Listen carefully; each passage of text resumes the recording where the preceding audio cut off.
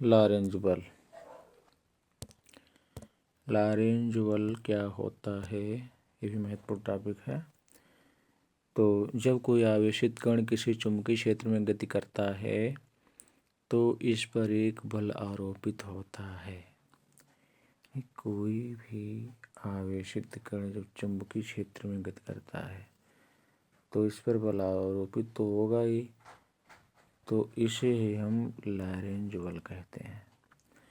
और इसकी दिशा की बात करें तो चुंबकीय क्षेत्र तथा कण के वेग दोनों के लंबवत होती है। यानी जो चुंबकीय क्षेत्र है और जो कण का वेग है, यानी जिस वेग से वो कण गति कर रहा है, तो इसके लंबवत होती है। किसकी दिशा? लॉरेंज बल की दिशा। लॉरेंज बल F बराबर QVV सूत्र होता है, जहाँ V क्या है, कण का वेग है, Q क्या है, कण का आवेश है, और V क्या है, चुंबकीय क्षेत्र की तीव्रता है।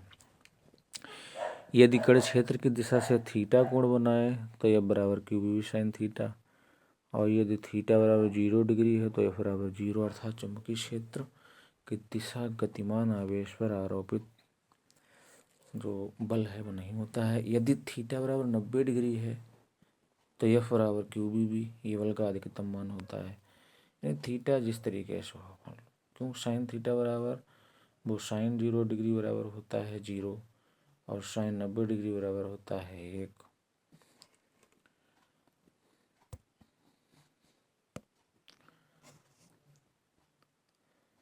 तथा यहाँ पर जो है स्थिर इलेक्ट्रॉन केवल वैद्युत उत्पन्न करता है, जब गतिमान वैद्युत चुंबकीय क्षेत्र दोनों उत्पन्न करता है। ये बात ध्यान रखने योग्य है।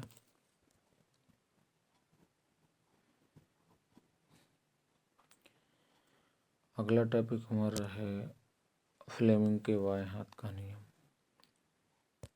फ्लेमिंग वैज्ञानिक थे, उन्होंने क्या कहा, जो बाएं हाथ का अंगूठा और उसके पास वाली अंगुली दोनों उंगलियों को आपस में एक दूसरे के लंबवत रखते हैं, तो इस अवस्था में पहली अंगुली चुंबकीय क्षेत्र की दिशा में और बीच वाली अंगुली धारा की दिशा में हो तो बल अंगूठे की दिशा में लगता है।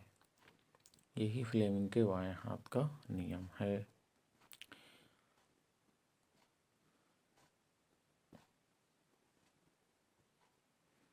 आवेशित कण की चुंबकीय क्षेत्र में गति।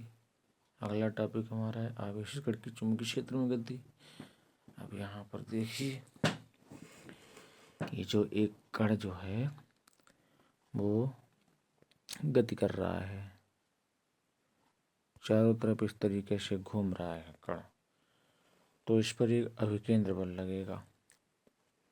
कहा गया है, माना एक m द्रव्यमान का एक कण जिस पर +Q आवेश है, B तीव्रता के चुंबकीय क्षेत्र में दिशा के लंबवत B वेग से गति कर रहा है।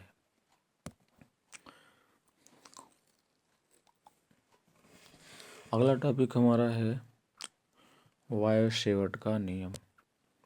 वायरशेवट का नियम, वायरशेवट ने क्या बताया, यदि किसी चालक में धारा प्रवाहित हो, ये जो हमारा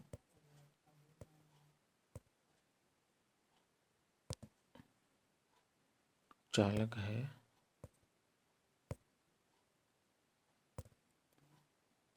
ये तार है कोई चालक, और इसमें धारा जो है I प्रवाहित हो रही है। धारा क्या प्रवाहित हो रही है?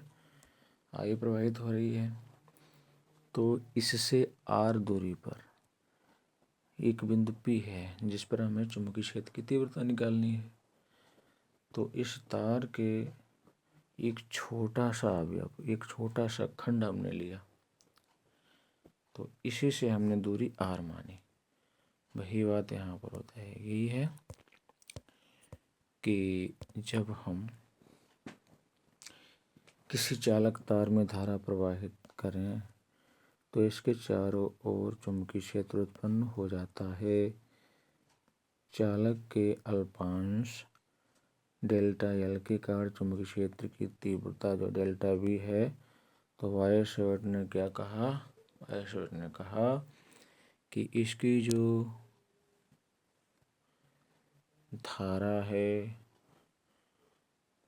यानी इसमें जो चुंबकीय क्षेत्र की तीव्रता है वो धारा के समानुपाती होगा, उस अवयव की लंबाई के समानुपाती होगा, यानी और उसकी साइन थीटा के समानुपाती होगा, और इसको जो दूरी है उसके व्युत्क्रमानुपाती के बराबर होगा। अब ये जो चारों नियम हैं इनको जब मिलाएंगे, चारों नियमों को जब हम मिला देंगे तो क्या हो जाएगा, डेल्टा वी समानुपाती आई डेल्टा एल साइन थीटा बटे आर स्क्वायर। और यदि हम समानुपाती को हटाएंगे तो डेल्टा वी बराबर क्या हो जाएगा, म्यू 0/4 पाई आई डेल्टा एल साइन थीटा बटे आर स्क्वायर। और इसका मात्रक क्या होता है, इसका मात्रक होता है न्यूटन प्रति एम्पियर मीटर। नन्ना बटे अम्मी मम्मी।